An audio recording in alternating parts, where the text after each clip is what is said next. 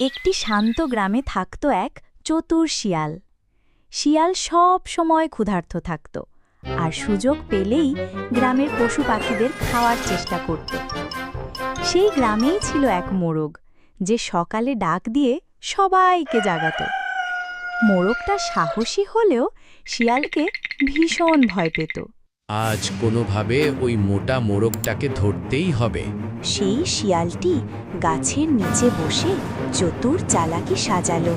মোরগ ভাই, আজ তোমার জন্য এক দারুণ খবর। কি খবর শিয়াল ভাই? একটু শুনি, তুমি আমার জন্য কি দারুণ খবর নিয়ে এসেছো? রাজা ঘোষণা করেছে, এখন থেকে সব পশু পাখি মিলেমিশে থাকবে, কেউ কাউকে খাবে না। তুমি নেমে এসো, আমরা একসাথে উদযাপন করি। বাহ শিয়াল ভাই, এ তো বেশ ভালো খবর। আমিও অপেক্ষা করছিলাম। আসলে দেখো, কুকুরগুলোও আসছে এই খবর শোনার জন্য। কুকুর আসছে, তাহলে আমি চলি, পরে দেখা হবে। শিয়াল পালাতে পালাতে অদৃশ্য হলো। শিয়াল ভাই, আমাকে বোকা বানাতে এসেছিলে, তুমি নিজেই তো বোকা হয়ে গেলে। ঘটনা দেখে গ্রামের অন্য পশুরা শিয়ালকে নিয়ে মজা করতে শুরু করলো।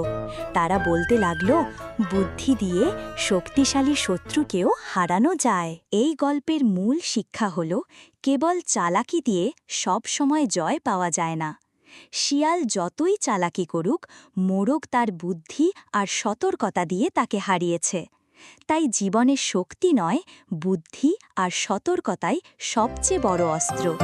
সততার সাথে চিন্তা করলে বড় শত্রুকেও পরাজিত করা সম্ভব।